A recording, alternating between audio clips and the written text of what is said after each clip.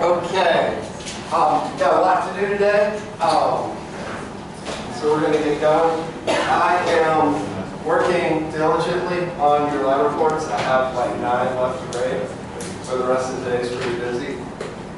So I hope to get back to you by tomorrow night, but I might be able to come back earlier, but I'm working tomorrow. I did have a question. Can you explain color constancy again?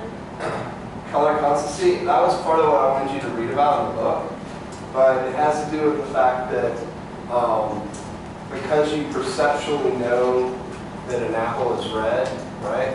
If you see that apple in a different light, way of hitting it, the emission back to your eye may not be red, but you might perceive that color because of what you know. Does that make sense? There's more about that probably in the text. All right, so what do you see up here? We're going to talk about object perception and construction. How does B2, B3, and IT put all this stuff together perceptually, right? There's some rules on how that's done. So what do you see up here? Phenomenological description, let's get it. A rainbow or an igloo. A what? I said a rainbow or an igloo. A rainbow or an igloo. You see a bunch of dots, right? In a semicircle, right? Is that what you see? Does everybody see that? I see a polar bear. A polar bear, I see right? something kind of like laid down from. All right. So what we're talking about today is why do we see the things that we do? And so one of the ways we can do that is we can go in and measure the activity in IT, right? Or look at fMRI and see what areas are lighting up. How are we reassembling this stuff, right? But sometimes that doesn't account for our whole perception. So what do you see now? A face, right? Is there a face there? It's just dots, right? But you are constructing an object out of that stimulation, right? You are grouping these dots all together and these dots all together and separating this group and this group based on prior experience of what faces look like and the fact this resembles a face and that eyes should be grouped differently than eyebrows, right? All right, so William Wundt, German psychologist, in 1879 founded the first psychology experimental laboratory, right? Real important. First ever laboratory in psychology, 1879, William Wundt, okay? That's the sort of thing you see on PSY315 or on your assessment test, right? So you should see that. You should think German, first lab, late 1800s, and that he was involved with structuralism and Gestalt. We'll talk about that. He was really structuralism, not Gestalt. So structuralism, he wanted to know, how do we do this stuff? And he didn't have an fMRI machine. So he did a lot of psychophysics, which is where you show people things and ask them what their perception is, and then try and figure out how the brain did it, right? And he thought that our perception equals the sum of that bottom-up signaling. Bottom-up signaling comes in, we reconstruct it, and that becomes our behavior. Right? All right. So he had a bunch of scientists under him in his lab, working in his lab in Germany. One of them was Max Wertheimer, and he went to a conference or was on some trip. And like a good scientist father, when you go away, you get a toy to bring back to your kid. So he was playing with this toy on the train, and the toy is this thing called a stroboscope. And essentially it was 2 images that you could flip back and forth. It's the early 1900s, they didn't have electronics, right? So you flip back and forth, and the images are slightly different, and it makes it look like it's moving, right? That's a stroboscope. So if you look up here, here's an example of that, right?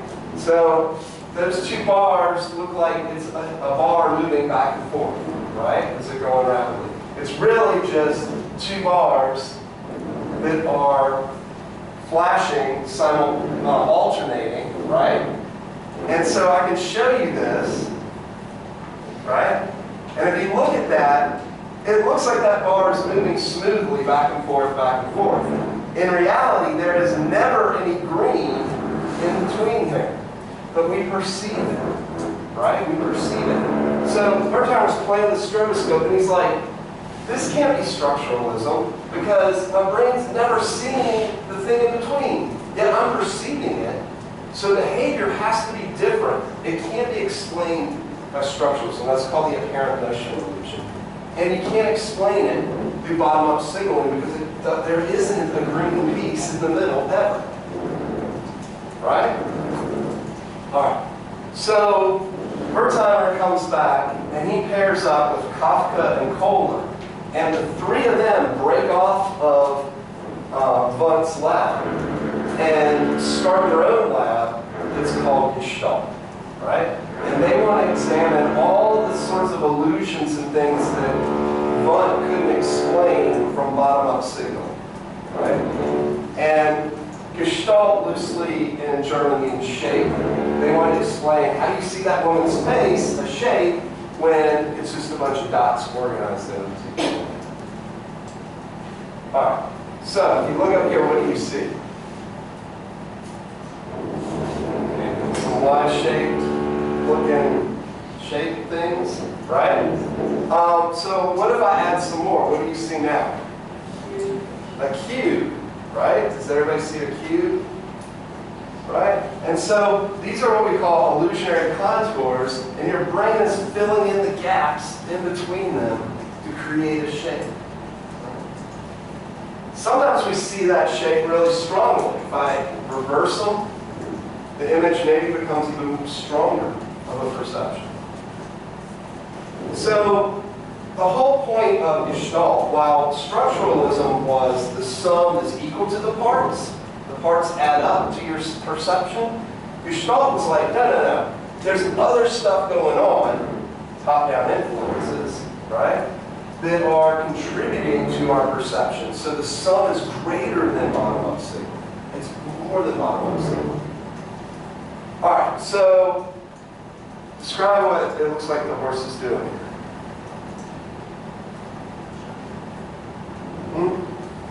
Jumping or rearing up, right? Describe what the horse is doing here.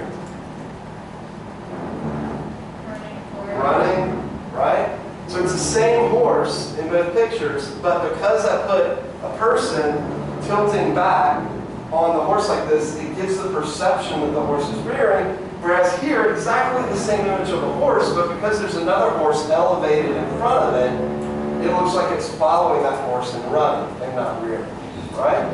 So contact, structuralism can't explain that because structurally this is the same bottom-up signal coming in as this, two different perceptions.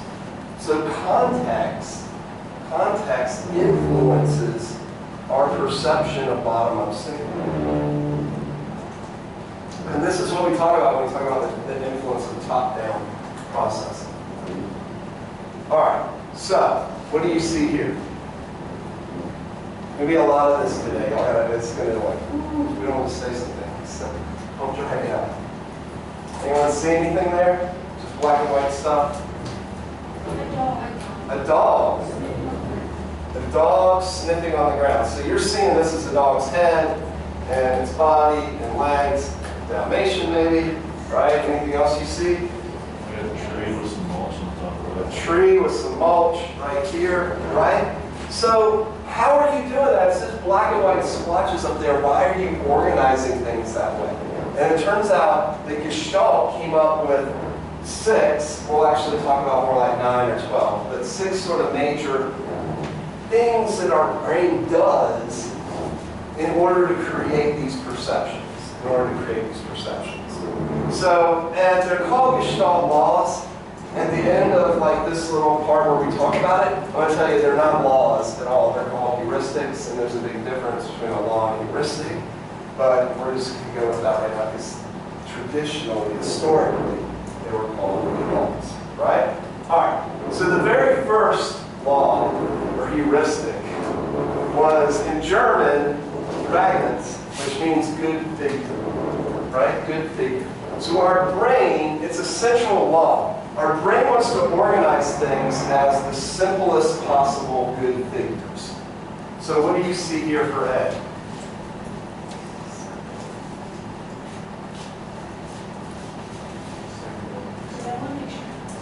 The Olympic circles, or even if you just say 5 circles, you see 5 circles, right? We organize this into 5 groups, right? You don't see it, you don't see this as an object. You don't organize it as, hey, these are objects, right? Because that's more complex than the simplest solution. Law of practice, good figure, right? Again, what do you see here?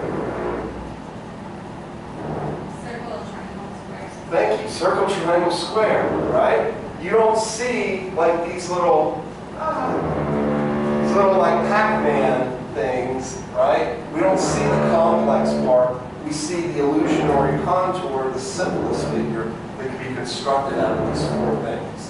Is a single square, right? Even here, most people see a pretty defined oval there, even though there's nothing there. Again, an illusionary circle with this sort of starburst pattern, right? It's more complicated to try and see the circle around the outside. So again, this becomes a perception of a circle with spikes coming out, right? All right. Good on, good figure. Got a lot of like slide examples, so I'm going a little fast, I know that, but it's easy stuff, okay?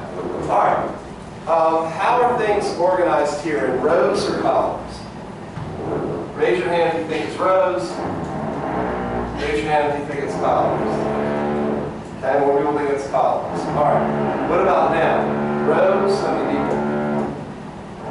Columns, right? So things that are similar, face like, I didn't see that. Things that are similar, when it's like this, right? Everything's equidistant, right? There's no rhyme or reason to think of it as row or column, right? But as soon as I change it to this, it becomes harder to see the rows than it does the columns, right? And so that can be based on lots of things. What do you see here? Number 2, right? Or how are you grouping those things together?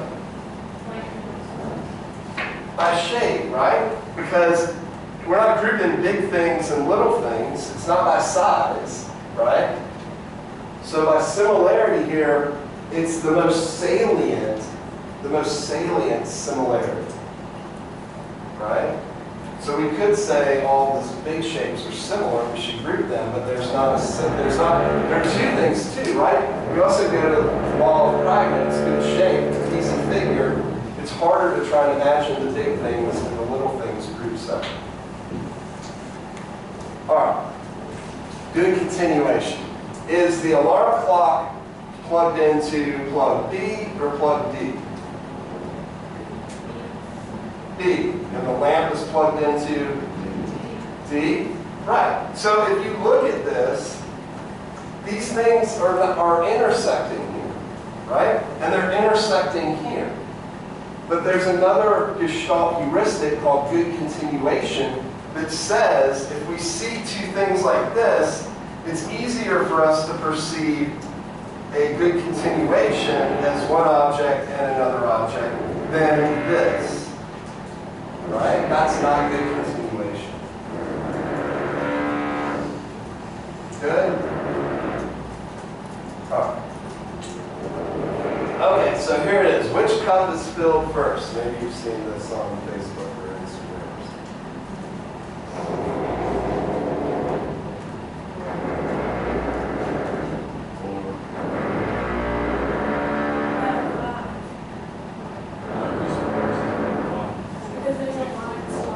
All right, how many people vote for 1? Raise your hands. Okay, this is quick. How many people vote for 2? How many people vote for 3? How many people vote for 4? How many people vote for 5? How many people vote for 6? How many people vote for 7? All right, who voted for 3? 1 person. 2 people. Right? 3 is correct because 3 has nowhere to go out. Right? Right? Nowhere to exit. So, why is that difficult? Why is that difficult for you? The Yes, because good continuation is like, hey, just ignore that. Water's going to go into 5 and go into 4, right? Even though there's a line there, sometimes we almost become blind to things because how strong these heuristics are. Because how strong these heuristics are. All right, so how are these objects grouped? In rows or columns? Rows, right? Because they're closer together. So things that are close together appear grouped together. Now, how are these things grouped? Rows or columns? How many people say columns? Raise your hand. How many people say rows? Okay? So, these laws are not independent of each other. Proximity says group it in rows, because those are the closest things together. But similarity says see them in columns. Right? So then these heuristics can be in conflict with each other. Right? And our brain has to resolve those conflicts. The more heuristics agree, right? The stronger that perception becomes over the ones that are in conflict. So these are top-down influences. Top-down influences that are happening all the time on your perception that you're not aware of, that are shaping how those bottom-up signals are perceived in you. All right, this one's a little tricky. So, do you see a grouping in there? They're all the same. They're all equally close. All right, what about if I do this? Do you see an object in there? Go back and forth. If I do this, do you see an object? It's a weird object, but things that move together get grouped together, right? And then if I go to here, even though they're all set a little bit, it becomes hard to see that grouping if they're not moving. All right? Closure is another thing. So common fate is movement. It's movement. Closure is another one. So we want to enclose illusionary contours come from both good figure and simplest figure, and we can talk about continuation, good continuation, and enclosure. So closure, closing in something. All right. Meaningless and familiarity is another one, right? So you guys have already seen this. So it has a different meaning or familiarity to you once you've seen this illusion. All right. So here are the 6 primary ones of Gestalt. And what you should be able to do is look at an object, right? So look at this object and say, why do I perceive this as 2 rectangles on top of each other instead of a diamond with these odd shapes here? How can I explain good figure, good continuation, similarity, meaningfulness? All 4 of those play into your perception. Right? All right. What is this? Big 10. There's no 10 up there. How do you perceive a 10? And there's no big up there either. There's a B1G. Are you similar? Right? Because it's similar. Well, meaningfulness, right? We see letters and this looks like an I, so let's just make it an I. Right? And then the 1 and the G are similar in color, so we associate them together and we think of 10. And we know that the big 10 is a thing, right? So why do we care about all this? Because it's companies are constantly, or colleges or anybody that's doing marketing is constantly using Gestalt philosophy in order to influence your perceptions, right? What about this?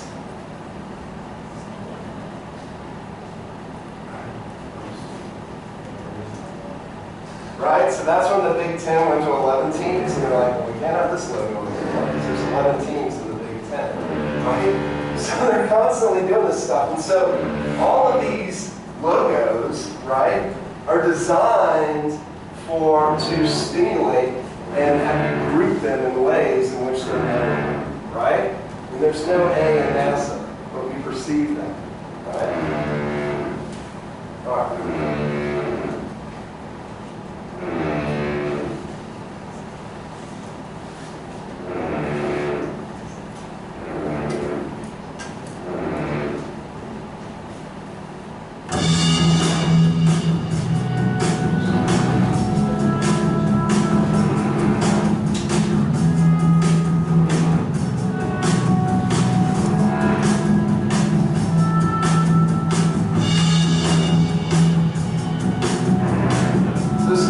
Some examples of how logos use these. This is proximity for Unilever.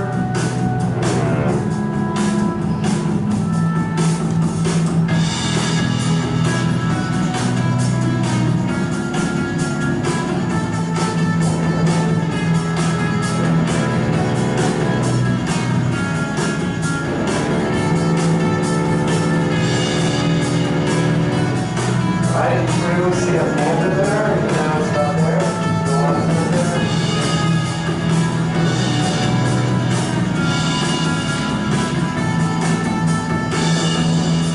Even motion can be used to perception to trick that and produce an image of someone swinging a golf club, even though it's not fully there, right? All right. Where's the guys have to yell over the drill? Sorry. All right, how many groups? 6. How many groups? 4. How many groups? 2, right? Principles of common region. There are 12 dots up here.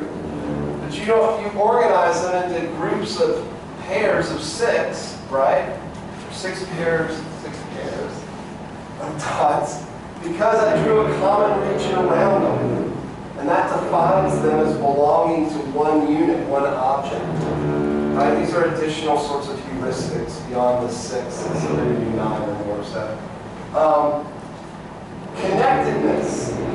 These dots are all the same distance, but now these 3 belong together, and these 3 belong together because I connect them. And you guys really quickly said 4, right? It's a very strong perception connectedness is, right? And then synchrony, flashing 6 dots and then 6 dots. You didn't say there were 12 dots. You didn't say there were 6 dots. You said there were 2 things. It goes back to what we talked about in the last section, the last lecture of the first section. Why do we bind things together? We bind things together because there's synchronous brain activity. And it doesn't get more synchronous than stuff appearing and disappearing together. Right? That makes them all belong as a unit. All right.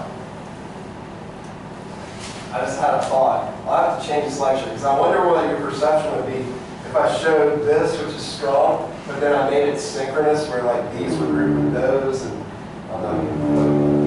see, these are the thoughts that stuff that I can explore. All right. What 3 letters do you see? HCL. SNU. How many people saw the big letters first? Raise your hand. Right? How many people saw the small letters first? Not as many.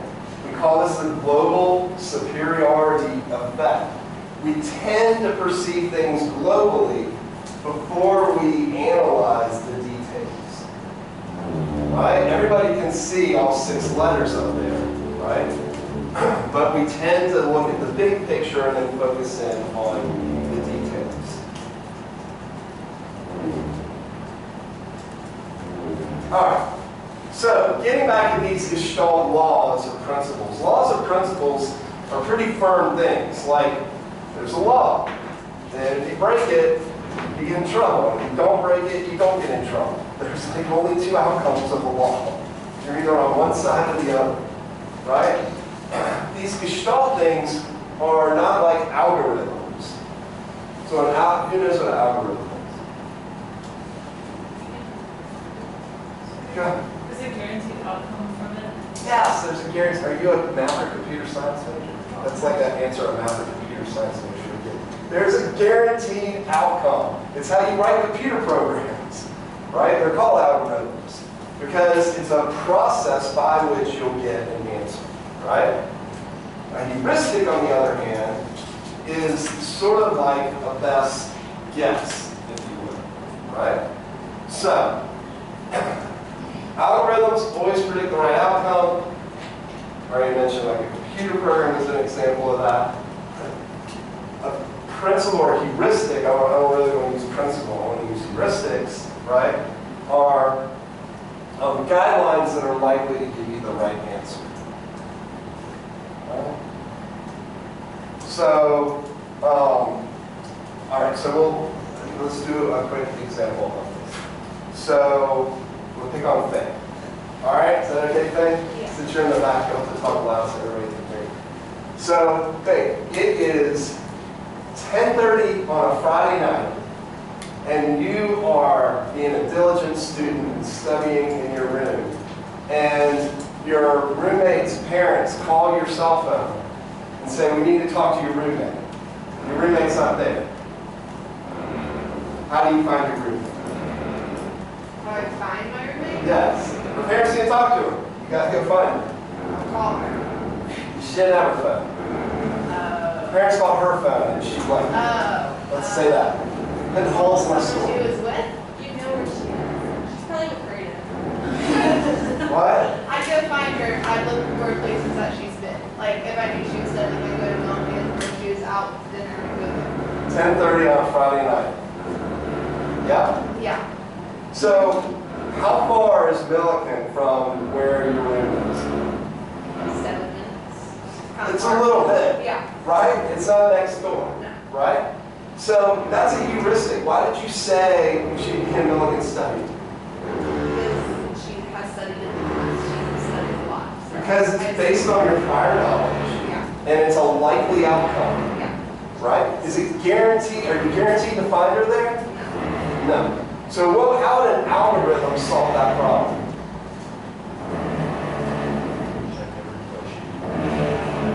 Check every place. Start with the closest ones. So that you look next door, and then you look next door to there, and you look 4 doors down. Has she ever been in that room 4 doors down? No. So is that a good? But if you keep expanding every room, and you keep expanding in circles, right? Then you're going to eventually find her. Yeah. Is it going to take longer than 7 minutes?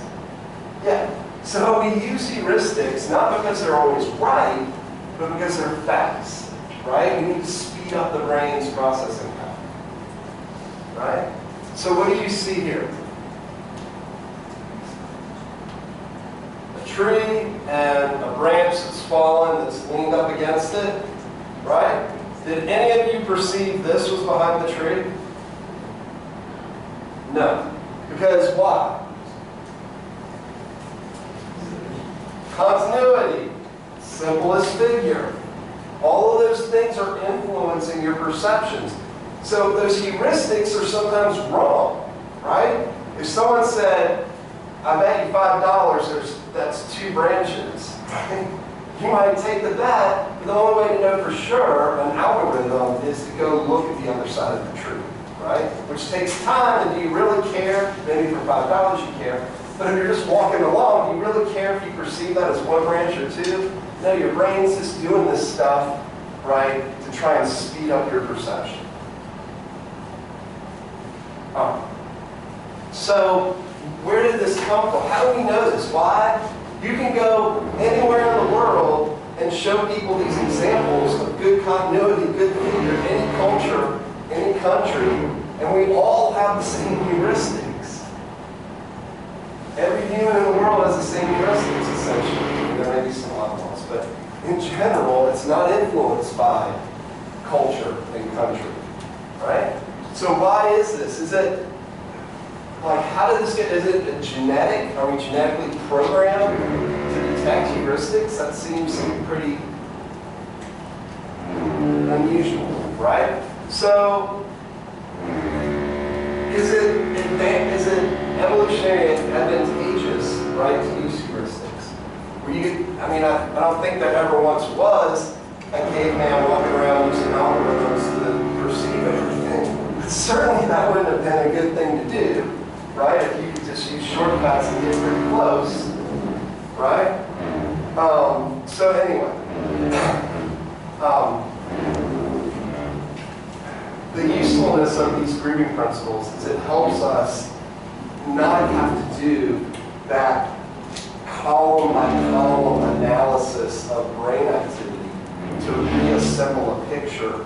We can sort of take shortcuts to do, right? And it usually improves our ability. Sometimes we're wrong about it, right? Your roommate could have been next door. That would have been unusual, and you would have walked all the way to Milliken and back and not been where she was, right? Okay. So back to why do we group things? We're looking for, well, we're doing two things when we look at this picture. You know Dr. Pittman's messing with you, so you're looking for objects, you're looking for meaningfulness. The dog's meaningful, right? This is a heuristic of shade, of how trees produce shade and what that looks like, right? And so we can have these really complex heuristics that we learn subconsciously. No one ever taught you, said, hey, look at the shape pattern under that tree. Isn't that unusual that when there's a tree, it's always darker under the tree and lighter when it's under the tree, and that sort of tells you the shape of how big that tree is? No one sat you down, you didn't study that. Right? This is subconscious sort of encoding from nature. And one of the big things that we're doing is, one of the big jobs our vision is trying to do is called object-ground separation, right? Figure-ground separation. We're trying to say, what's meaningful, dog? Why do I not group that with a dog? Well, that's part of the background. I'm going to group it as background and less important. Good? All right, so what do you see here? Fish and frogs, right? And they share contours. So if you're perceiving a frog here, this line belongs to the frog, right? But if you're perceiving the fish, now this line belongs to the fish, right?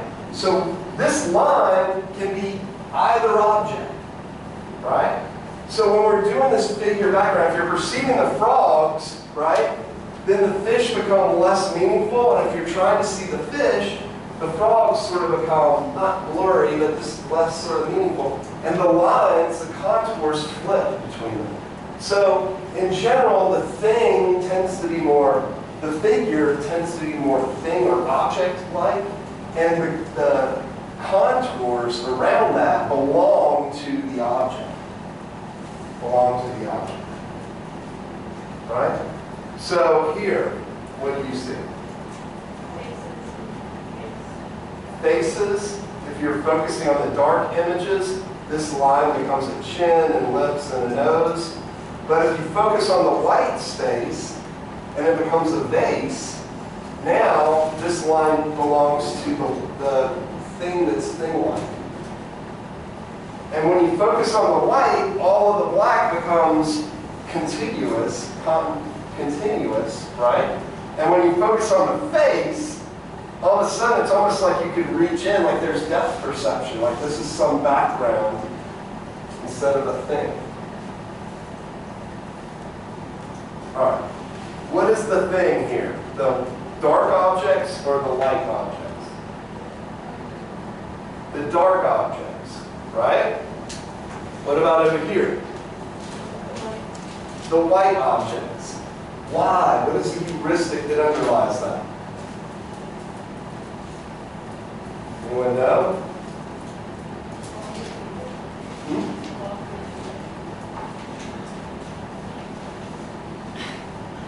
Why do you say that it's belongs to the light here and not the dark areas? What's that word? Can't wait any longer. It's symmetry, right? So we have symmetrical objects here. And as soon as we get to here, the symmetry switches to the opposite shade, and it's almost like, literally night and day, I don't mean that. But dark objects, and then here, this is some weird transition to where now it's the light objects. And our brain kind of has a hard time making sense of how we should treat this. When it's surrounded by an object and an object, what is this thing? Right? So figures, how do we do this figure ground separation? Here, this is the this is the background. Here, this is the background. Right? Symmetry plays a role in that. Objects tend to be symmetrical.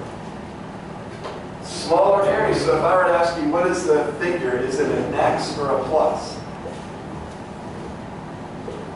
Out of those pies. Typically people say, but it's sort of ambiguous, but they tend to say that it's the plus figure because the smaller areas up here are more figures. Right? What about here? Does that help you? No, because they're all the same size, right? But typically, we kind of orientate in a heuristic to vertical and horizontal before we sort of perceive diagonal, right? All right, what do you see here? Describe the objects. What's the thing?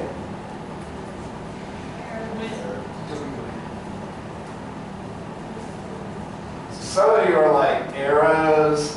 What is this shape? Like some weird house-like shape with the chimney? I don't know. You're trying to make sense of things. This is symmetrical, right? But if I do this, what did you guys say? Wind, right? So now, by adding in more information, we now have meaningfulness of W-I-N, right? And so now we flip to this arrow is not meaningful anymore, it's background. And what's meaningful is the white space.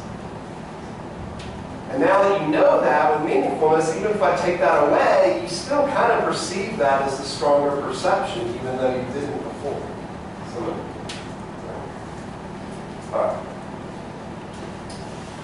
all right, so why do we care about Gestalt?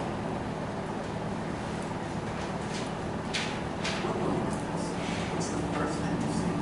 Do you see the bicycle? Or do you see handlebars, pedals, spokes, tires, brakes, seat, and a frame? If you're human, I'm guessing you saw both. This idea that we make sense of things by seeing a whole rather than the individual parts is called Gestalt psychology. Its principles are especially important for designers who create complete, compelling visuals.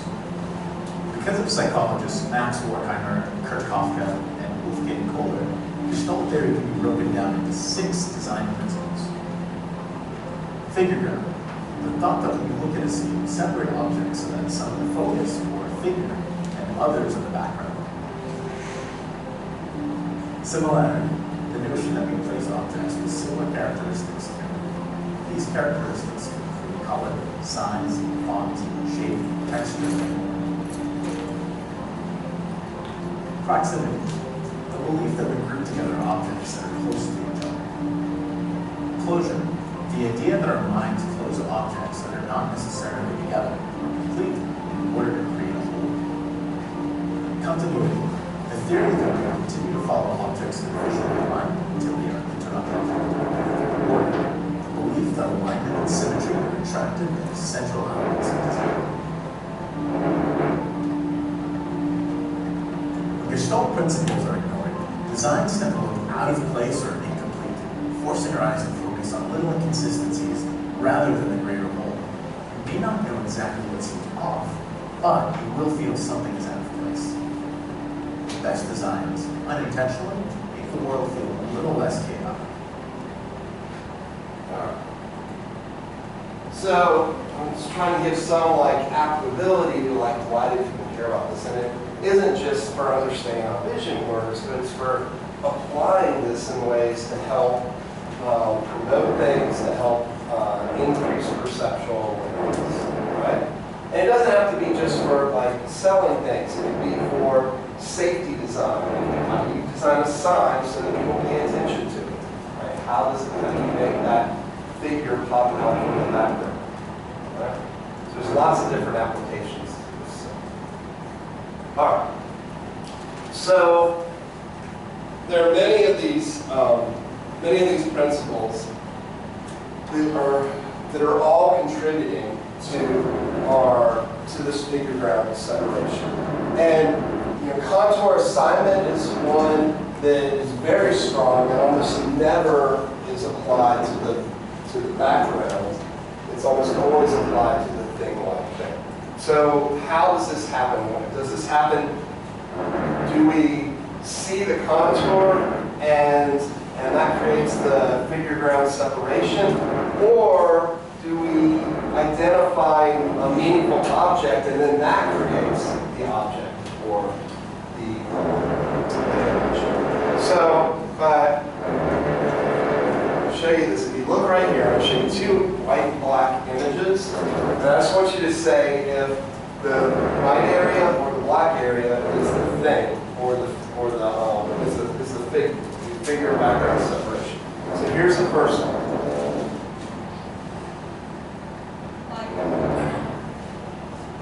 How many people think white? How many people think black? A little bit more think black. What about this one?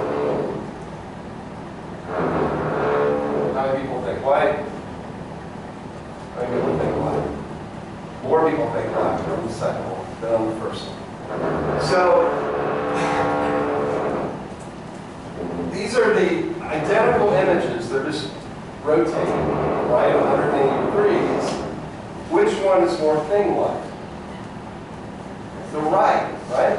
What is the thing?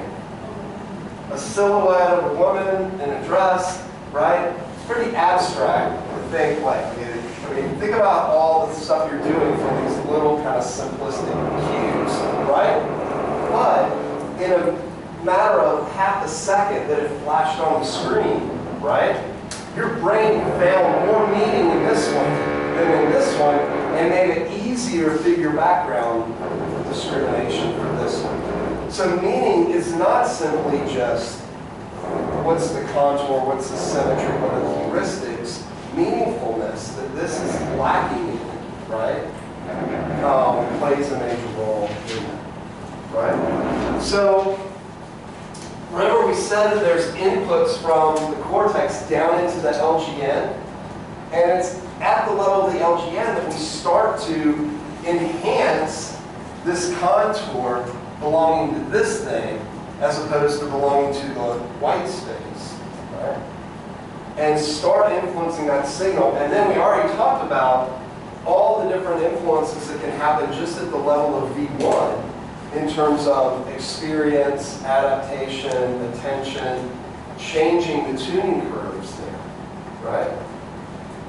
So all along the pathway, starting as low as the LGN, we are doing things to speed up and enhance our perception of figure ground separation. In fact, what's going on in the retina? What processing is going on in the retina? You didn't forget that one quiz.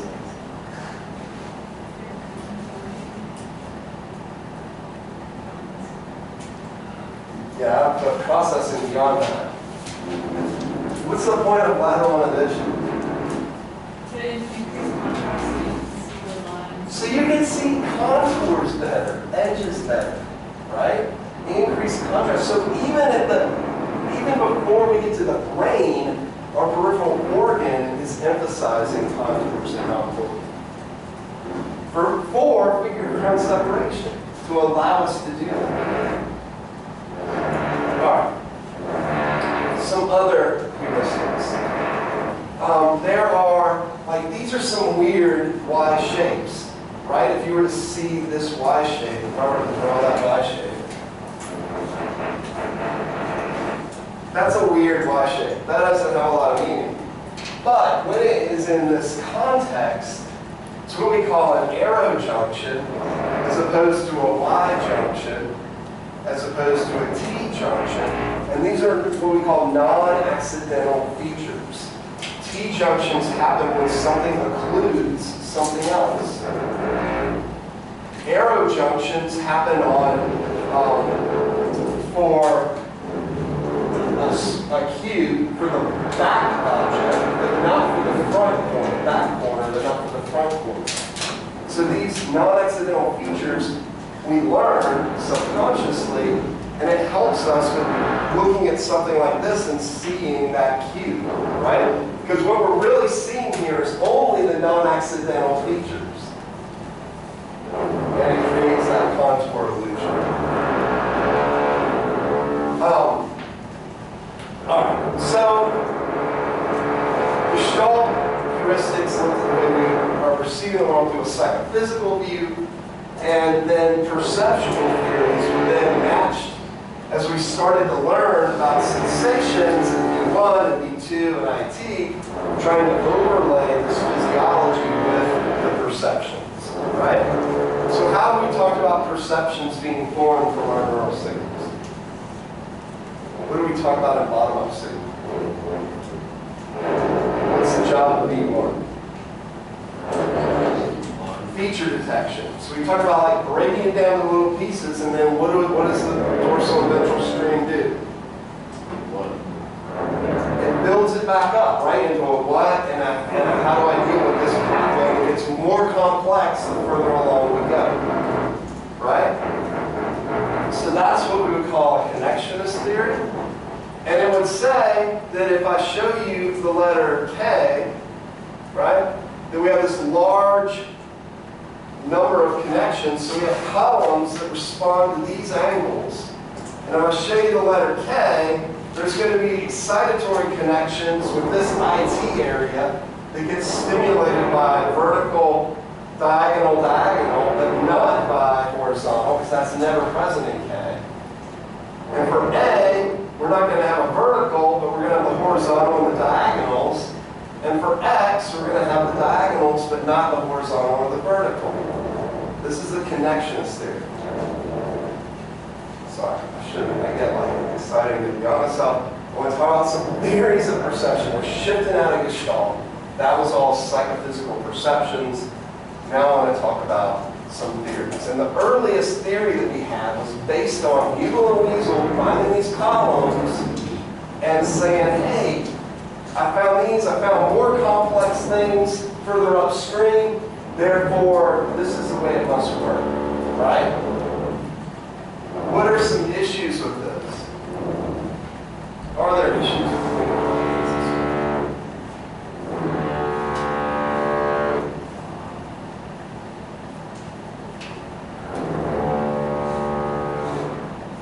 What letter is that? A. But it's being inhibited by vertical lines, right? So we can have perceptions that get sort of overruled. It's not simply a connectionist thing. And in 1960, based on Hugel and Wiesel's work, Oliver Siegfried's pandemonium model emerged as a way, and he described the V1 as feature demons. That's what he said. They could have been feature angels. But he said they were all screaming for attention. So that's like, when he says they're screaming for attention, it's like the columns are firing, right? And those columns firing then trigger this one at the next level. And then there's some decision maker at the top that looks at the possible ones. Well, could it be A? Maybe. Could it be X? K? No, it's A, right? Based on this, because I have this horizontal one. That makes sense? And so this is actually, this will work. Probably won't work. So it's brand new. No? So you can come down here and click on T, and which feature demons are going to wake up? Right? The vertical and the horizontal. They start screaming, they're going to tee up here, but there's a vertical and a horizontal for H, right? So this decision's going to be wrong, right? We do X. So A is kind of waving its hand, but no, it's going to make the right decision, right? Here's the problem with this. What happens if I click the R, right? Wakes up, wakes up, wakes up, right? But what if I click this shape? Does that look like an R to you? It doesn't, but it has exactly the same stimulation of columns as R. So it should produce the same pathway up here, but it doesn't. Right? It doesn't. I will say that these web activities are pretty interesting. So we needed a more realistic view. The other problem with that is think about the number of connections you would need to be able to pull that off in the brain and how much time it would take in terms of forming our perceptions. Would that have anything to do with like dyslexia? Like if you're more like, or like have a visual thing, like because the feature connection is just completely different? I don't think so. We think that dyslexia is more of an attentional deficit. We'll talk about that when we get to language, actually. Okay. So the next theory was David Martin. So that was in 1959, the previous one. And so what was being invented right about that time? You don't know? You don't know. Computers were being invented, right? We were starting to invent computers, and computers use algorithms, right, in order to do human-like behavior, thinking, problem solving, right? And so he came up with the computational approach, right? And basically he had different layers, right? He said first step is what he called the raw primal sketch, which is basically this retinal analysis to break things down into features that are sent to V1. Right? So here's our picture. So, right, breaking this down, and so we have to do some things. We have to do edge enhancement, but like right here, if you look really closely and take away the edges, that's all the same color. But we see a contour across there, right? So Gestalt's still playing, right? To determine this raw primal sketch, you still have to have these top-down influences. So his idea was, well, we could do a mathematical analysis of intensity to find the edges, and that there were some heuristics in terms of natural constraints. And that then led to the raw primal sketch was fed into the cortex, where now in extra striate cortex, we're doing the 2.5-dimensional sketch. So now we're assembling things based on those features, and this is where he said all of Gestalt happens. How do we assemble it? It's governed by these heuristics. Okay? And we're starting to create qualities, but this is still unconscious and not perceived, and then we get to the 3D representation. And this is where I said it was sort of an incomplete theory. Like, he was pretty good until it got to this point, and he thought, unlike what Dennett said, that there was some conscious observer, that this all got assembled and handed to some part of the brain that was the consciousness, that was the perception. Right? And that's when it was finally seen. So that was sort of the second evolution of theories of object perception. And it was theoretical, and there were some parts that matched up with things that happened in the brain, but ended up not really taking hold, right? So how do we think about things now? And we don't even fully understand now, right, how this stuff works. But we know there's a couple of ways in which we perceive things that seem more valid. Okay? So feature integration theory focused on having two levels of visual analysis, a pre-attentive stage and a focused attentive stage, right? So we call this FIT, feature integration theory, right? And the pre-attentive stage is doing that primitive feature detection, like all those features that are represented in V1. And then the focused attention stage, right, was the combination where Gestalt could come in, and then the end result was an object that had to be compared to memory in order for that object to be identified, and if it didn't match anything, we had to form a new memory to associate with that object. And so that's sort of feature integration. So meaningfulness, though, sort of came at the end. And we know that meaningfulness can actually change how we combine those primitive features, right? So a lot of the issues with these theories is that they tended to be, people tend to think linearly when these connections are bidirectional, All right. So pop-out boundaries happen when we have objects that are dramatically different. So here, what shape do you see? Do you see an object in A? Right? Stop sign object? Right? What about here? Same object? What about here? No. Right? The object's there. If you could focus on the right side up these, right? If I enclose them, you can see that it's still there. Why does this pop out at us, and this does not? You have to do a serial search. You have to look at element by element to compare what's different. And it has to do with stimulus salience, right? The more different the two things are, the easier it is to detect them. All right. So pop-out boundaries are determined by the amount of different salience between those two, as opposed to the number of distractors, right? And it's the salience of the V1 cues that's providing them, right? How different are they from one another? The V's are very similar to each other, so it's very difficult to discern the different activity at the level of V1. And this is happening at the pre-attentive stage as opposed to the focused attention stage. So if something can be recognized, it's almost like you don't have to go through the linear process. If you pop out at pre-attentive, it's like go straight to memory and figure out what this object is.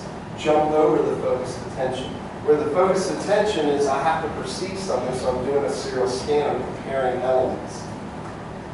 Right? So these are independent, right? They can happen. But sometimes it results in things like illusionary contours that are incorrect combinations. All right? So those are pop-outs, the illusionary contours, circle, triangle, square, that pop out but are not there. All right. So which thing is different? Quick. Okay? Which thing is different? Blue circle, right? So, easier, more stimulus salience, a different color immediately pops out. Here, we have to do more of a focused attention. It took you just a fraction of a second longer because you had to scan to see what was different as opposed to pop out. Right? All right. So, we can combine those. Does anyone see a pop-out? Yes, a rectangle right there. Do you see another one? It's difficult to do, but there are T's instead of L's over here. Right? That's the difference sort of between serial focused, pre-attentive, focused attention. All right, so my fun for today, how does fit with our physiology? What do we know about this, right? And we know that stimulus salience affects our perception, Remember my example? Right? So we have a receptive field, and we have the same stimulus in the receptive field, except when we put a bunch of distractors around it, right? Or we put a bunch of distractors around it, and then put some things that make sense, that our brain activity, right, goes down and can be brought back up by increasing the stimulus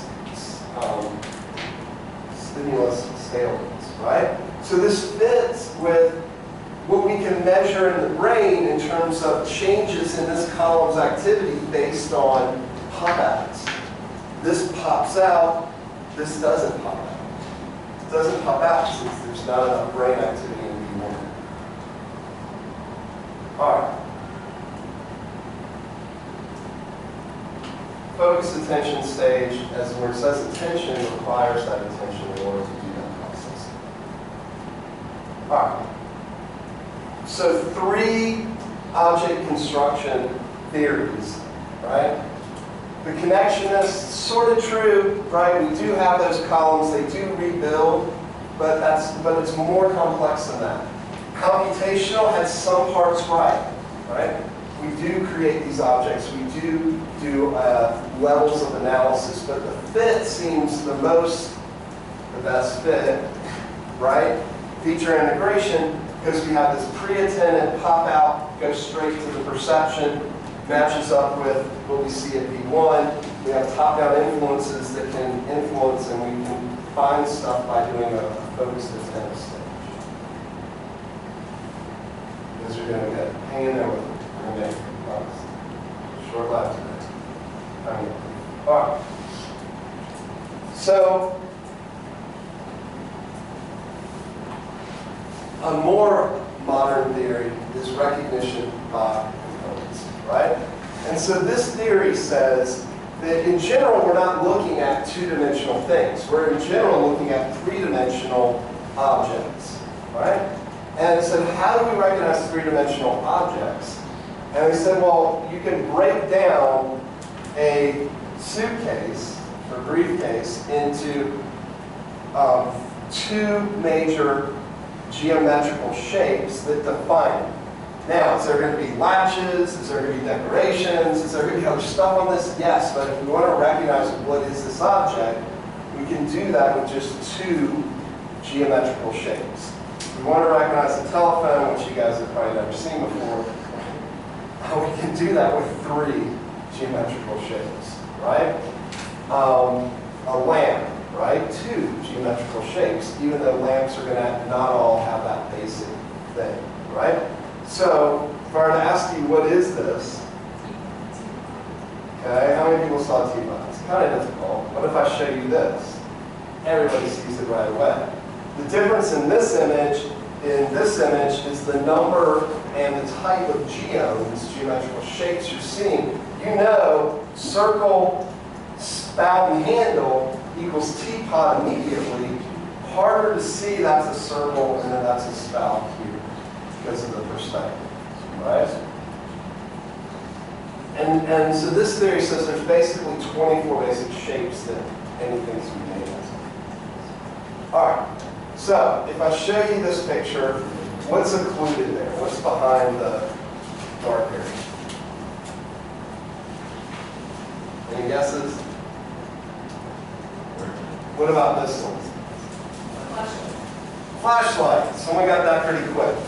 Do you see a flashlight in the other one? Very difficult. If you use your imagination, maybe. What's the difference? Okay? You can see this geome. You could see this cylindrical geome, and you could see this bigger geome here. Here, you can't see that hole. You don't see all the non-accidental features.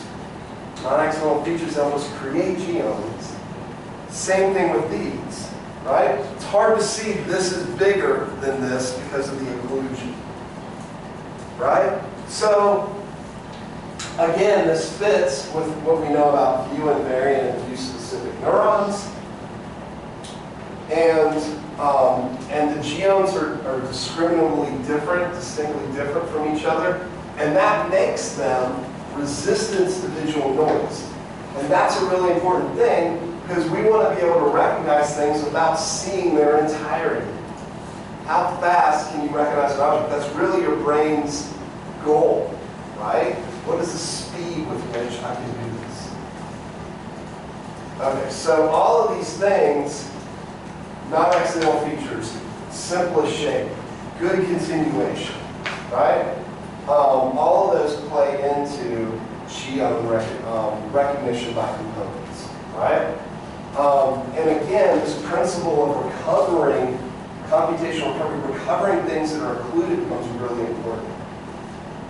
What is this?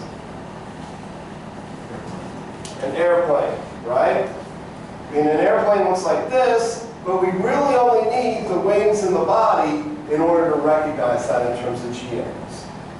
We recognize this as an airplane, but what we really saw were those three components, and then we saw the details. That creates the pop-out of fin, right? So we can recognize objects based on smaller objects. What's that? Penguin, good. Could you have recognized it from this? Probably. That's what we need. We need a small head, a beak, and an upright oval body shape, right? The downside of this is, what kind of penguin is this? An emperor penguin or a king penguin? Who knows their penguins? Right. So an emperor penguin and a king penguin are clearly different. They have different shapes, their head sizes are different, their colorations are slightly different. We can't use recognition by components to discriminate between these two. So it's almost like recognition by components is the pop-out. Well, I know that object. The focused attention is, what kind of penguin is that? What do I know about penguins? All right? So the ability to determine differences between small things, right? And so we have more elaborate cells tuned to those specific things, right? So it's almost like two levels of analysis in our brain. Can I get to the pre-attentive and have geomes pop it out to give me some idea where I should go look in my elaborate cells to tell the difference between those two things? Good? All right. We're getting there. Let's try to make sense of it all, right? So we have fit, and we have feature integration. Feature integration and computational, rapid processes. We have top-down influences that are influencing that. Those top-down influences, where do they come from? What? Well, how did they get there? Why did we go look at Millikan today? Prior knowledge, experience. Have you ever spent more time than this class thinking about where your roommate is at 10:30? No, you didn't study that, right? It got encoded somehow from your experiences over Friday nights, right? Like 9 times out of 10, someone says the row in that example and not studying the middle. Kudos to your roommate. All right.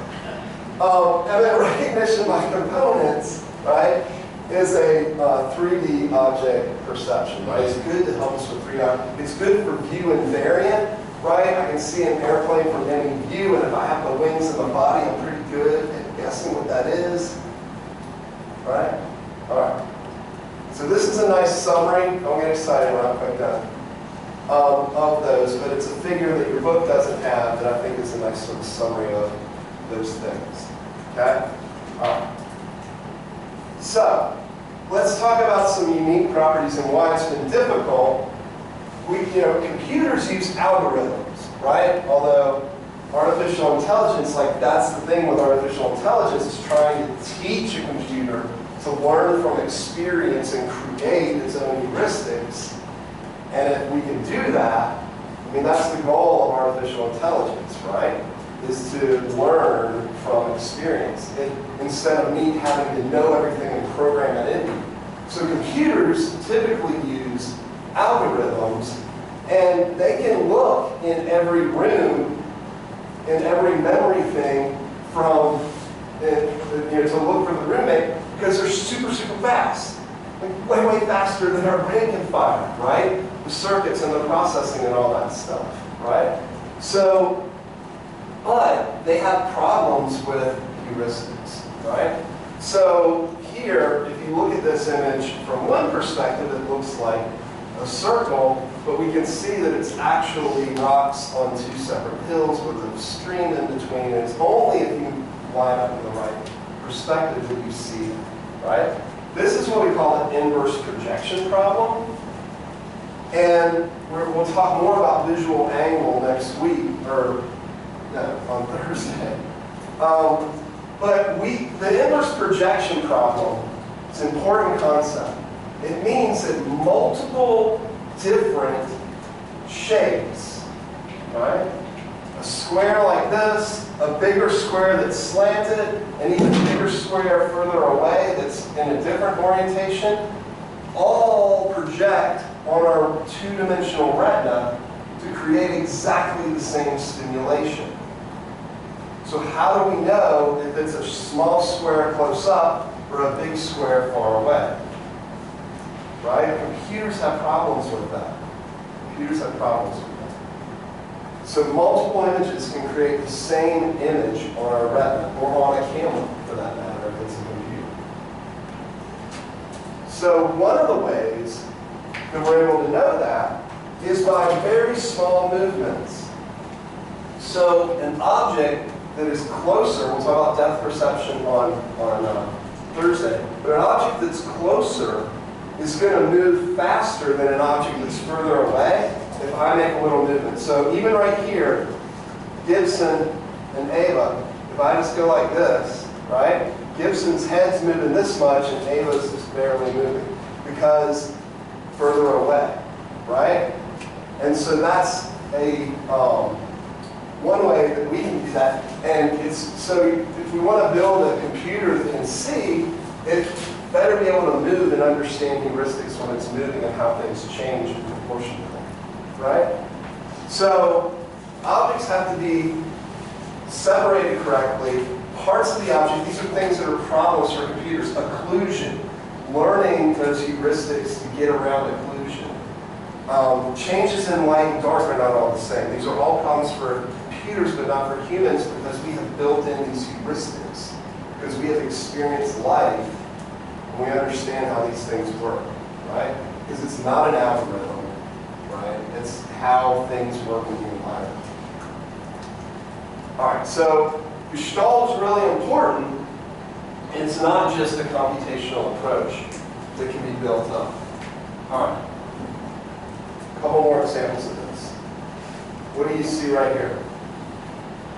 What are the yellow areas?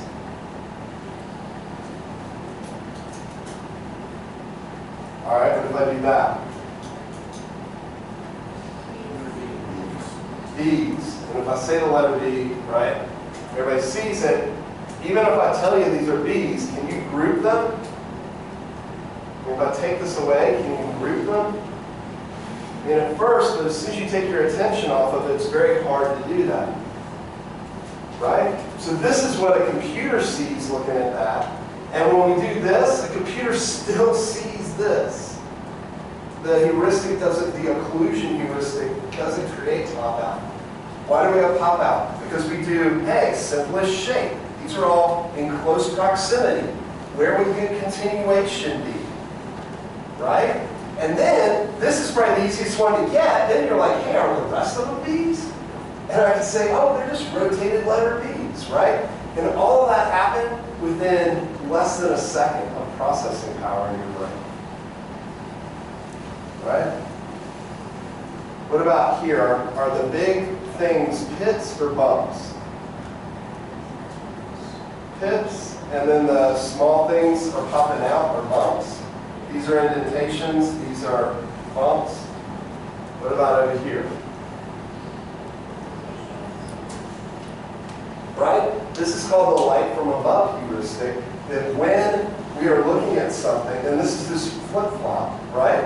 But when an object, we say this is an object, and the top is light and the bottom is dark, This is light from above, shadow. When we see an object and it's dark above and light below, that's an indentation. Because that's your experience in life. Right?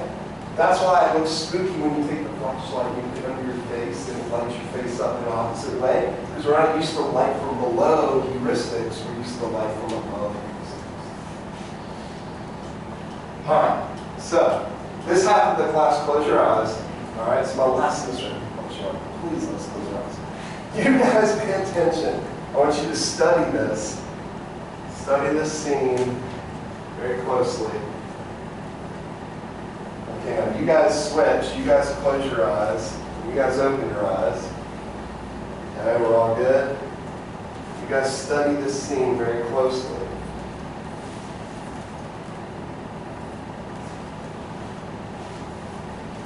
Okay, everybody.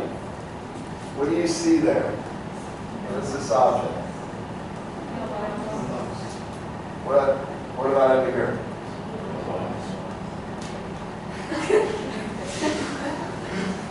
Fail me.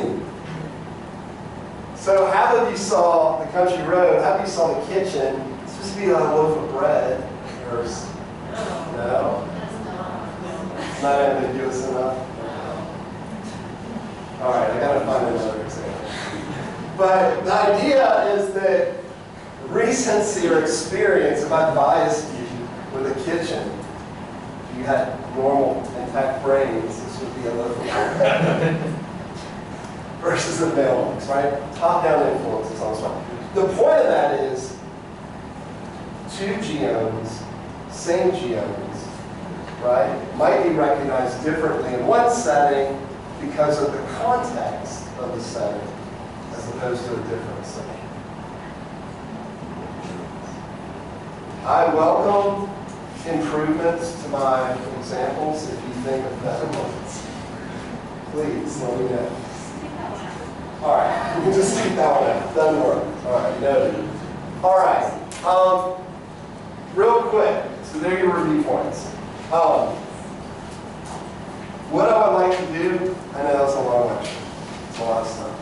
Fun, but a lot of stuff.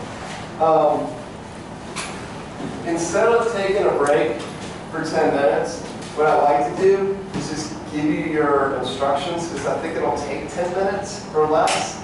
And then we can just be done at 2:30 and you can go on your merry way instead of us wasting 5 minutes going to the bathroom and all that. Okay? Unless you like that, you can go, because I don't need that anymore. But, right? So if not, let's just talk about the color vision lab. Okay? I think you're going to like this lab because you don't have to write a lab report.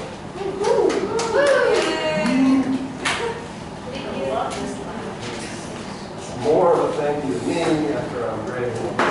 Yeah. So that's the real reason. Okay. On the website, right? There's a couple of things I want to point out. Okay. There are instructions.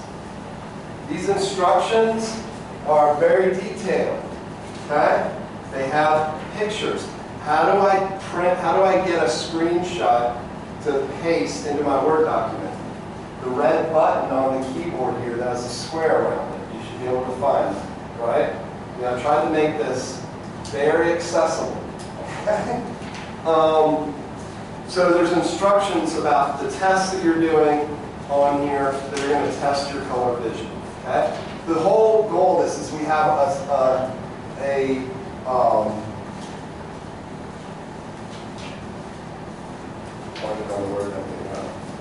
series of tests, a battery of tests that measure your color vision, right?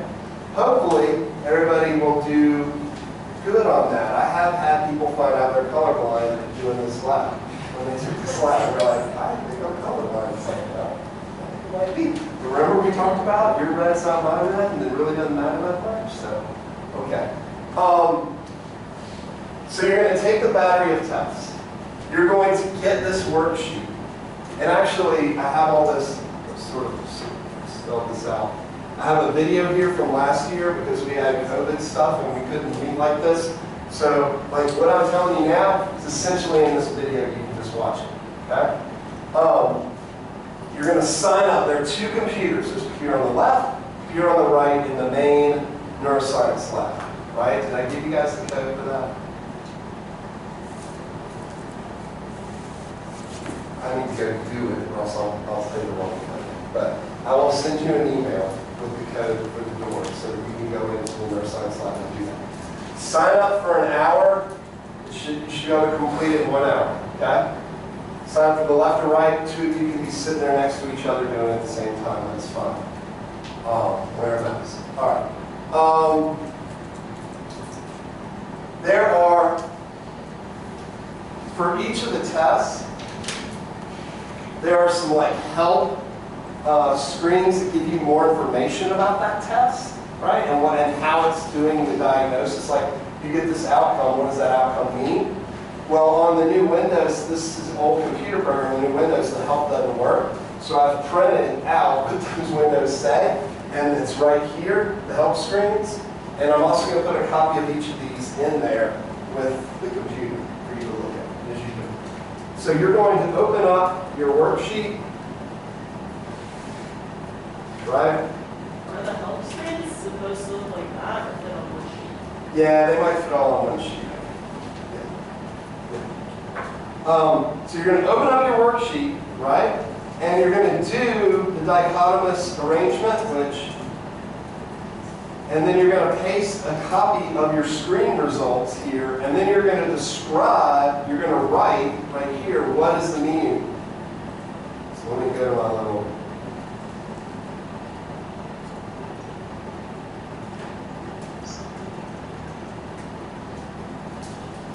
And so here we go. So I'm going to results of the test. And the lab key code is 251. I think that's what it is. I'm not sure. No, that's not what we're on. And now we're going to visual mills. Just make sure you send it first. All right. So we got our document open here, and now we're. All right. I just have mode in there. I just go in and do it. My brain just does it. The computer's in there. This visual mill icon. That's what you're going to open your Word document and open this. Okay. And when you open that, this is what it's going to look like. Let's just show you the visual mills. Okay. And you'll see that there's several tests over here. You'll need to do all of these tests. The lab handout is very, very specific. It just walks you through point by point. So we're going to do all of these tests 2 times. The first time, we're going to do it with all the colors on the monitor. The second time, you're going to choose blue, green, or red and take that color out of the monitor. That will simulate being colorblind, and then you're going to redo the tests and see if it diagnoses you properly. All right, so the first one we're going to do is the dichotomous hue. I'm not going to do all of these tests. I'm going to do one as an example here. So the goal here is to line these up in order of shade. Order these colors similar to those different. The appropriate shades of hues. Just drag it over there. Blues to the greens. And if I were to mess up, you can just move it over. If I were to put this one there and be like, oh, that one doesn't belong there, I can pull it back out. I can put this color over, this color, and then this color doesn't belong there. I missed that one, so we're going to move these guys over one.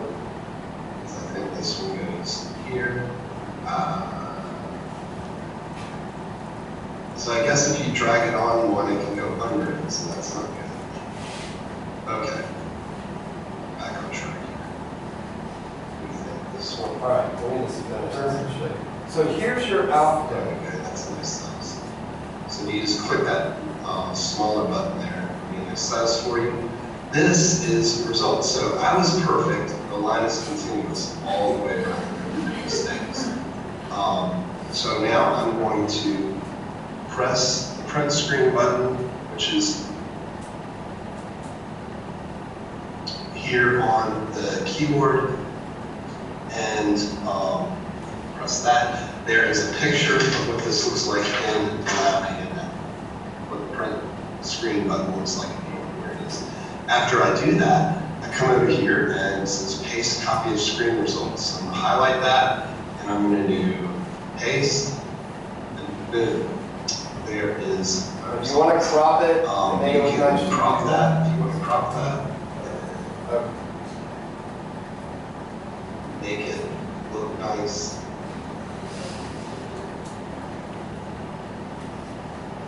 Okay.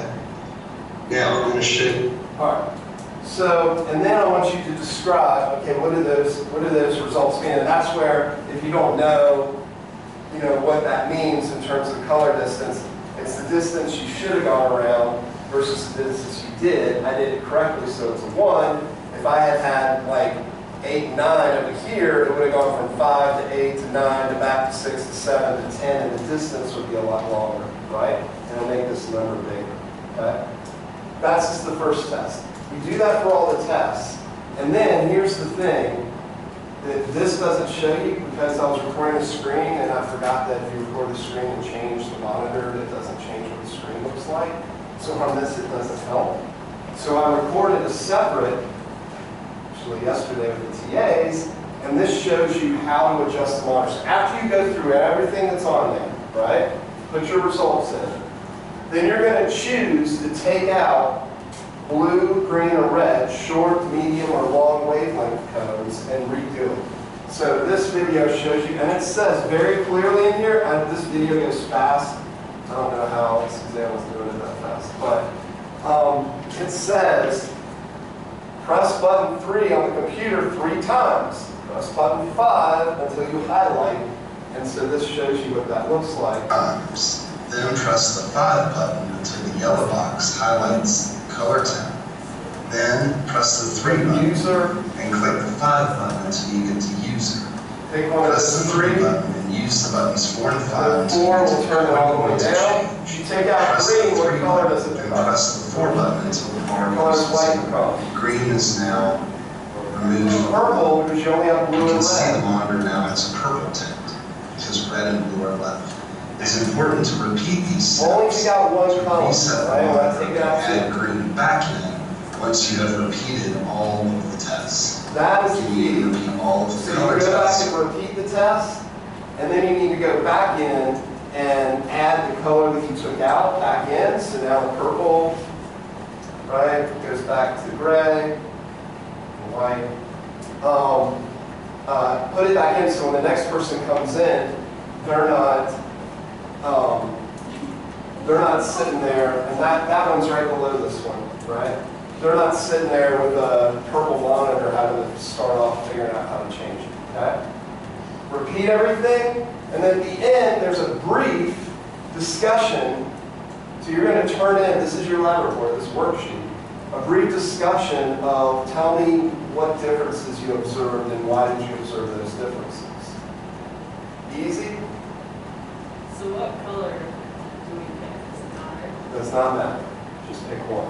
Take it all the way in. Okay? All right. I told you 10 minutes. It's 10 minutes. That's it.